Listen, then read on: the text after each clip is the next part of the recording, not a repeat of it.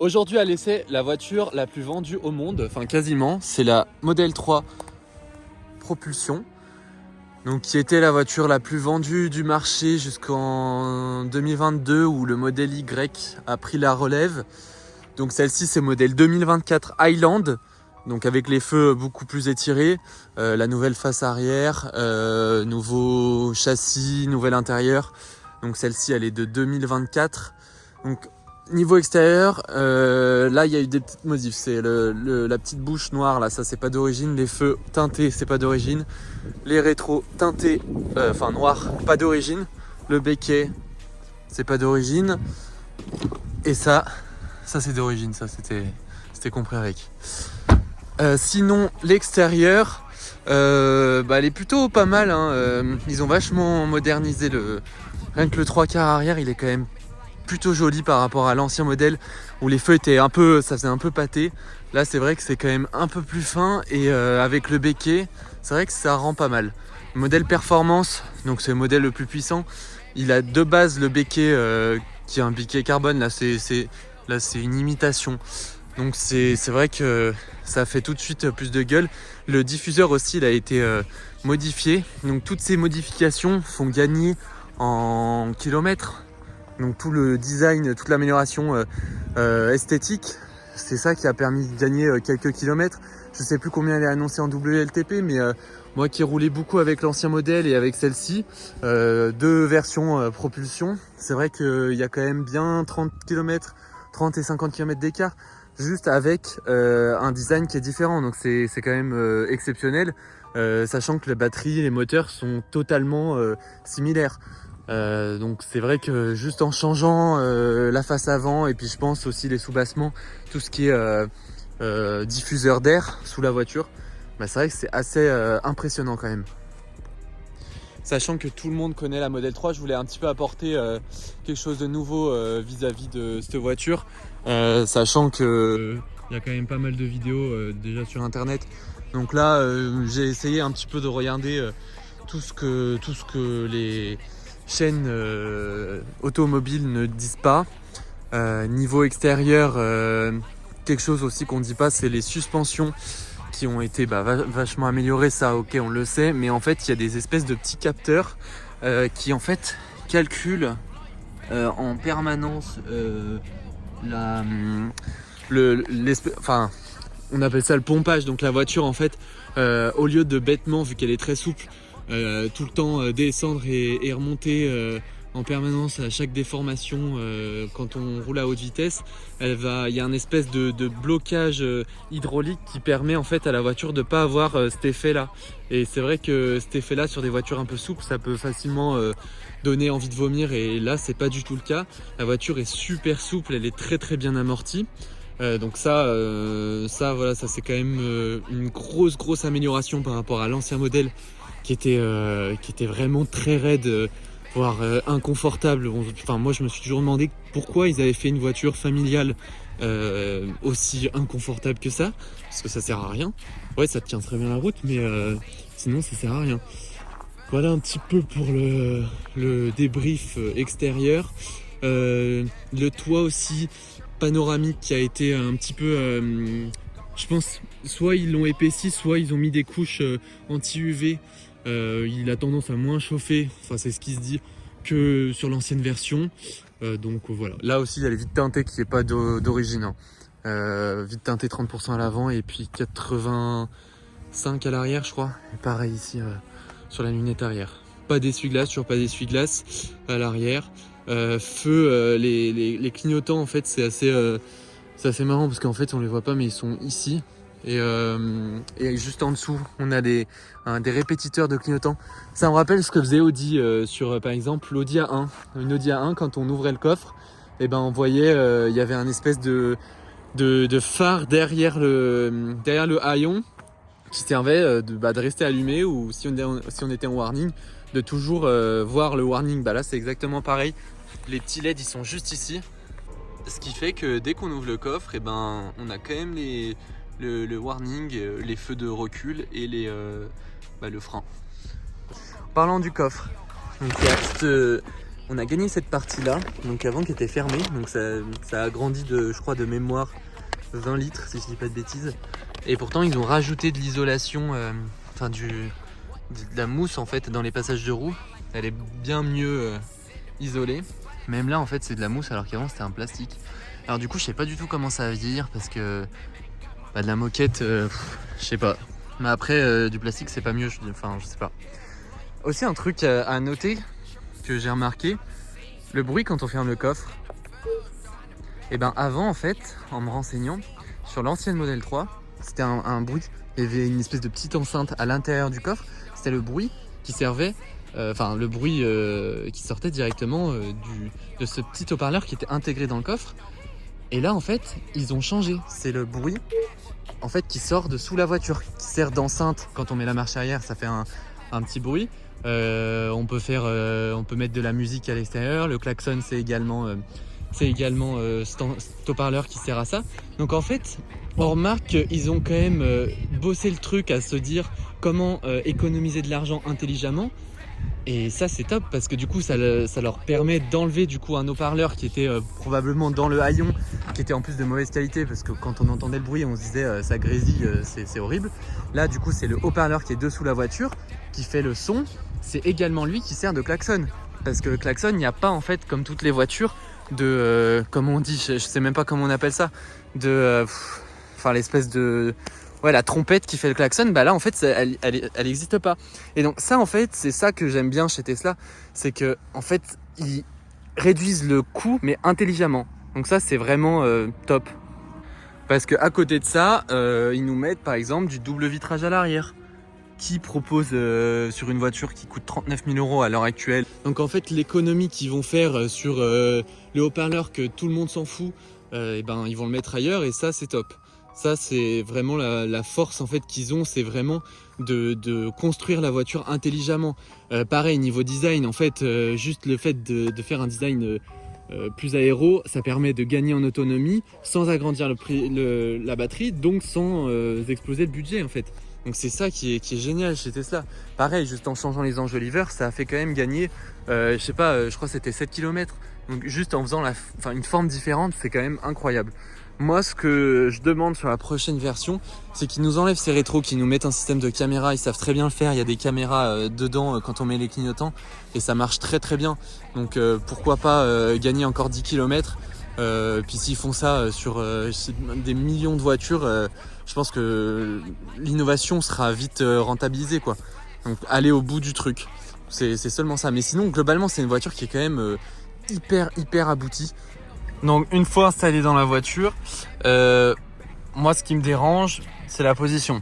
Parce qu'en fait vu qu'on a les batteries qui sont dans le plancher, et en fait on a, comme toutes les voitures électriques, on a un plancher qui est quand même assez épais. Donc ça veut dire que là cette partie jusqu'en bas il y a peut-être 20 cm. C'est pas pour une voiture électrique c'est très bien. Quand on voit une Mégane c'est bien plus épais, mais la voiture est très basse, donc ça fait qu'en fait on a un plancher qui est hyper haut par rapport à la hauteur de la voiture. Et ça moi ça me dérange. On voit là le siège comment il est vraiment posé par terre. Après c'est sûr pour quelqu'un qui aime conduire bas, c'est bien, mais en fait en termes de position, moi qui fais 1m85, je suis pas très bien. Donc j'ai les genoux qui sont vachement remontés, j'ai les genoux qui peuvent presque toucher le volant. Donc après, même en réglant mon siège, etc., en fait, j'ai trop les genoux comme ça en fait. Voilà, quand je conduis. J'ai beau régler mon siège dans tous les sens, le plancher est haut, ça changera rien. Je peux à la limite me mettre un peu plus loin, mais je serai mal. Donc ça c'est le plus grand défaut. Sinon, après, pour ce que je trouve vraiment top, c'est la qualité de fabrication. Mais franchement, Tesla, ils ont débauché des ingénieurs de chez Audi. Je parle d'Audi de 2010-2015, hein, pas des A1 de 2020 avec full plastique. Mais franchement, ça bouge pas, il n'y a pas un bruit. Mais vraiment, après la voiture elle a 30 000 bornes. Mais franchement ça va super bien vieillir. Quand on voit les taxis qui ont 200 000, qui n'ont pas bougé, même les fauteuils ça bouge pas parce que c'est pas du cuir. Et ça se déchire pas, Franchement, j'aurais pas parié quand ils ont sorti la Model 3 en 2018 que ça allait être d'aussi bonne qualité. Et là, quand on voit une version Highland, plastique moussé de partout, vraiment hyper rigide, il n'y a rien qui craque. Rien du tout. Mais partout. Hein. Et il n'y a pas un seul plastique dur dans cette voiture. On peut aller jusqu'en bas de la console, c'est du plastique moussé. Donc ça, en soi, ça sert à rien. Mais en fait, ça prouve un petit peu le sérieux de la marque. On voit que chaque génération, enfin chaque millésime, il les améliore. Là, c'est pareil. Il y a une qualité de fabrication. Ça bouge pas. Et puis le niveau pareil, les joints ça s'est vachement amélioré. Là sur les premiers c'était une catastrophe. Là franchement c'est propre. Même esthétiquement c'est bien. Bon il y a des petites découpes mais sinon non c'est pas mal. Juste l'alignement des portes. Je sais pas si on peut le voir mais il y a des petits décalages encore. Tesla ils ont jamais réussi à faire ça, je sais pas pourquoi. Alors que quand on voit la qualité de l'intérieur, franchement il n'y a rien à dire. Et le moindre élément a été retravaillé. Par exemple, là, on a un petit revêtement avec une légère mousse. Et en fait, ça participe à l'insonorisation de la voiture. Et d'ailleurs, c'est très difficile de faire une voiture très silencieuse quand on a un toit panoramique aussi grand. Parce qu'en fait, le son, il va résonner sur le verre. Contrairement à un toit classique, pas en verre. Le matériau va absorber, alors que là c'est pas du tout le cas. Donc ça c'est quand même ouf. Pareil le son il a été vachement amélioré alors qu'il y a le même nombre d'haut-parleurs, donc il y en a 2 ici, donc c'est des graves, tout un système une bande de son, donc ça doit être des tweeters dedans, pareil 2 tweeters à l'arrière, donc ça c'est pour la version propulsion, parce que sinon la version grande autonomie et la version performance elles ont un autre système de son qui est d'ailleurs un système de son Bang & Olufsen. Quand je dis Bang & Olufsen, c'est que c'est les ingénieurs de BO qui ont bossé dessus et clairement on peut dire que c'est la même technologie, la même qualité que si par exemple on avait une Audi A4 avec du BO dedans. Donc ça c'est ouf parce que en fait Tesla nous le dit pas. Et en fait on a du BO dans la voiture, enfin on a la même qualité sonore et franchement rien que là c'est la version de base avec le système son de base, mais rien que là le son il est hyper correct, on a des réglages dans tous les sens et le son il est puissant, il est hyper clair et ça encore une fois ils ont bossé dessus, ils ont amélioré par rapport à la version d'avant. Et déjà que la version d'avant était bien, mais là je pense le fait déjà d'avoir des matériaux moussés, là on a de la moquette. Donc je pense qu'on a moins de résonance en fait dans la porte parce que l'ancienne était tout en plastique dur. Donc je pense que déjà rien que ça joue pas mal. Et puis et en parlant de la contre-porte, on va avoir une LED qui va parcourir tout le long de la voiture. La nuit c'est hyper sympa. Ça rend bien, on se rend bien compte de l'espace de la voiture. Enfin moi c'est quelque chose que j'aime bien, comme dans la Cupra Leon en fait, ou dans la Seat Leon tout court. C'est pas mal en fait cette bande de LED qui traverse toute la voiture finalement. C'est tout simple et on a un éclairage aussi des vides-poches et du plancher. Donc ça c'est pas mal. Bon après ça tu connais, un siège électrique comme dans toutes les Tesla, enfin voilà ça c'est pas nouveau. Ils ont rajouté cette fois-ci le siège chauffant, donc en fait le siège ventilé pardon. Donc ça en fait ça envoie de l'air. Par contre à l'arrière, bon excusez du bordel de ce petit animal, à l'arrière ils ont enlevé le siège chauffant du milieu. Alors que de base, sur l'ancienne, ils avaient mis le siège chauffant au milieu. Et là, ça y est plus. En parlant des places arrière... Quelle misère, quelle souffrance. C'est assez spacieux, mais encore pire qu'à l'avant, c'est qu'on a en fait les batteries qui sont encore plus hautes. Donc, alors franchement là, à l'arrière, moi je suis super mal. Moi j'ai les genoux là qui sont en l'air. Et en fait quand on est qu'on roule pendant longtemps, cette position là elle est hyper désagréable. On a juste le bout des fesses qui est collé sur le siège et rien d'autre quoi. Et puis on peut, enfin ça dépend de la position du conducteur, mais on peut même pas passer les pieds parce que vu que les batteries elles sont super hautes, ça franchement on est super mal à l'arrière pour ça quand on est grand. Quand on est petit aucun problème, mais dès on dépasse les 1m80, niveau confort c'est pas ouf quoi. Niveau de la tête, ça va. Je touche mes cheveux, je sens qu'ils touchent, mais ça va. Après, je pense que sans le toit vitré, parce qu'en fait, du coup, ça permet de pas avoir une couche du toit, comme sur une voiture classique. Sur une voiture classique, on va avoir une isolation, le bout en carton là, avec l'espèce de tissu qui le recouvre. Donc, ça fait que là, on a plus d'espace. Après, à l'arrière, bon, là, ça, je t'apprends rien. Ils ont mis énormément de fonctions, de jeux. Enfin, il y a plein de trucs sur cet écran. En vrai, c'est pas mal. Juste, il est un peu trop bas, mais bon. On va maintenant partir. Et pour partir, il n'y a plus de commodo, évidemment plus de clignotants, ça tu connais. Avec les mises à jour, on a ça, je sais pas si ça y était de base, mais on a une espèce d'intelligence artificielle qui reconnaît s'il faut passer la marche avant ou la marche arrière. Là, je vais reculer, je ne sais pas si elle va capter. Je vais mettre mon pied sur le frein, hop. Et là, non, elle me fait aller de l'avant. Bon, là en même temps, c'est vrai qu'elle peut pas savoir qu'est-ce que je veux faire, étant donné que je suis au milieu d'un champ. Et donc pour la commande de boîte, c'est juste ici. Donc je trouve ça pas du tout pratique à l'utilisation. Je me suis d'ailleurs pris un portail en reculant, en pensant avoir passé la marche avant, parce qu'en fait quand on fait assez vite et qu'on vérifie pas, là évidemment ça le fait pas, mais en fait des fois, voilà, enfin là on peut peut-être le voir quand on fait le geste rapidement.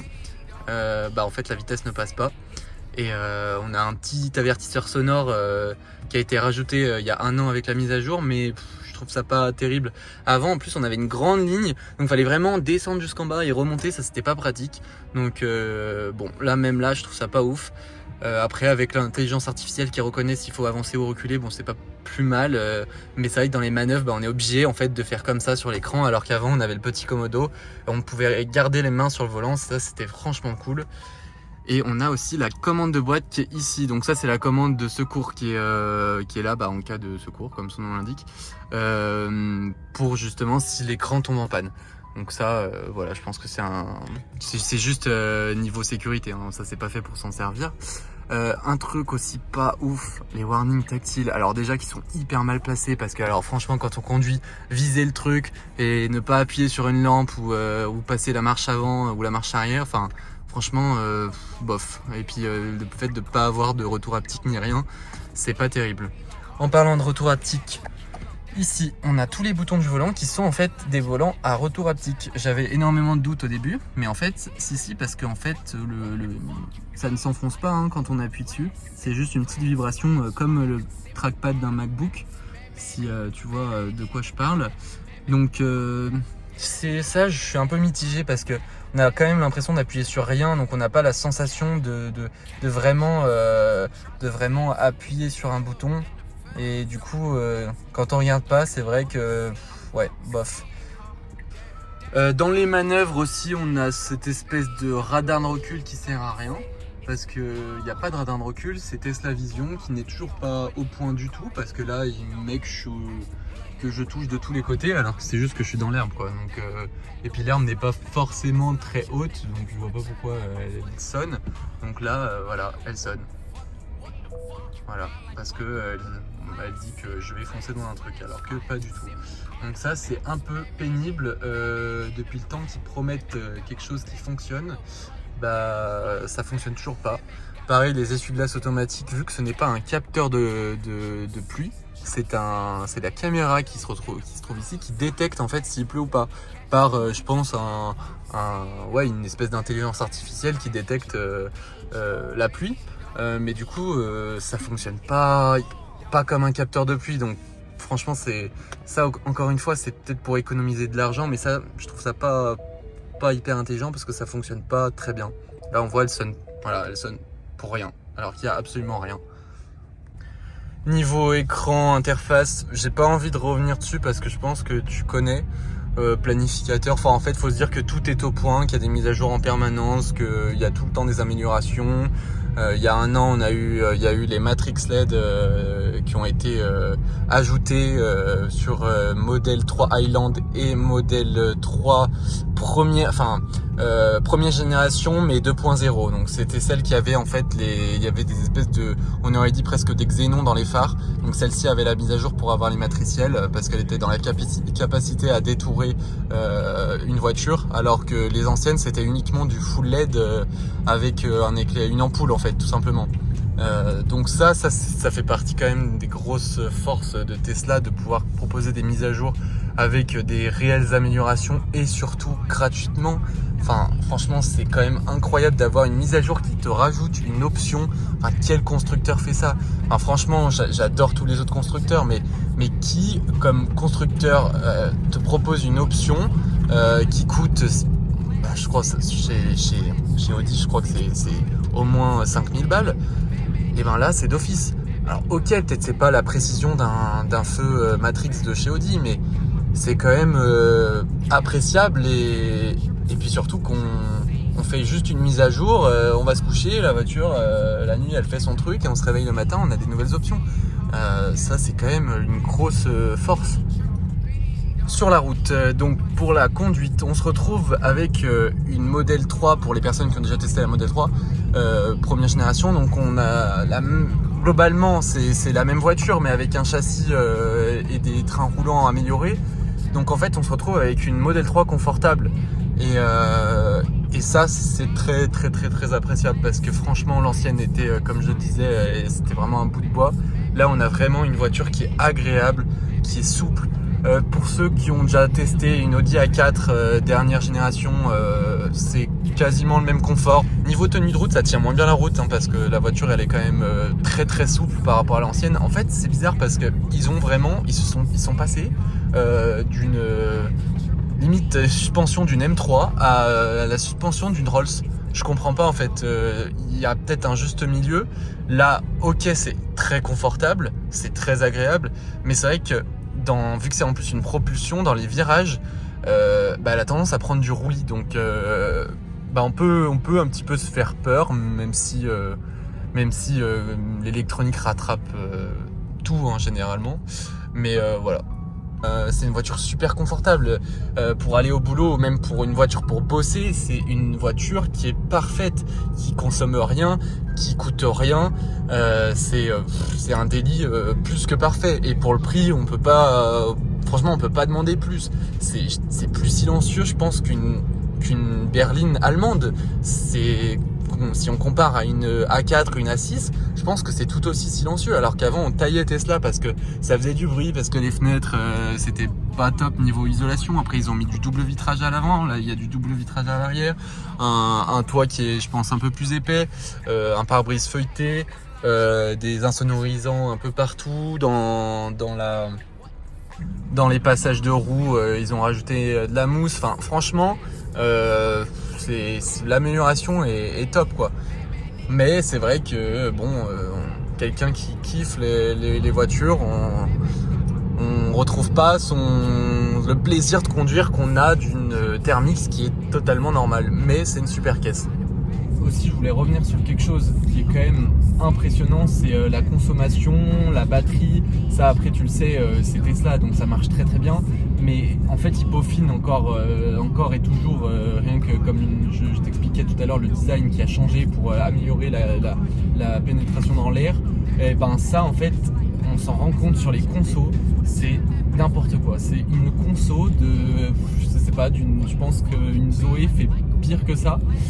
Donc c'est quand même ouf de réussir à faire une voiture aussi grande, avec autant d'options, avec un confort équivalent à une berline allemande du double du prix de cette voiture. Et en même temps, elle consomme rien. Franchement, ça consomme que dalle. Donc pour conclure, c'est une voiture qui est top, qui a été améliorée dans les moindres détails. Chaque élément a été revu, tous les défauts de l'ancienne génération ont été corrigés, enfin quasi tous. Même le prix, il a vachement baissé parce qu'on a perdu le bonus écologique, du coup ils ont quand même baissé le prix. C'est franchement, il n'y a rien à dire, 39 000 euros, 500 km d'autonomie, enfin plus de 500 km de WLTP, il n'y a rien à dire, enfin il y a absolument rien à dire. Mais moi, il y a un problème qui me dérange un petit peu, qui n'est pas propre à la voiture, ça va être la haine anti-Tesla, qui moi me saoule, parce que je comprends pas en fait les gens qui ont cette haine. On peut ne pas aimer ou aimer un type de voiture, je peux comprendre. Et oui, les voitures électriques, bah ouais, ça dérange parce que ça fait pas de bruit, donc je comprends les passionnés, même moi je suis le premier à dire que ça m'emmerde un petit peu de conduire ça tous les jours. Mais je vois pas pourquoi cette haine, en fait, je vois pas à quoi ça sert. On peut pas leur enlever que c'est des super caisses, c'est des voitures qui ont un rapport qualité-prix extraordinaire. L'utilisation, franchement, ça vaut au quotidien, et quand on calcule la décote plus le coût d'entretien, je pense vraiment que ça coûte moins cher qu'une Clio 5.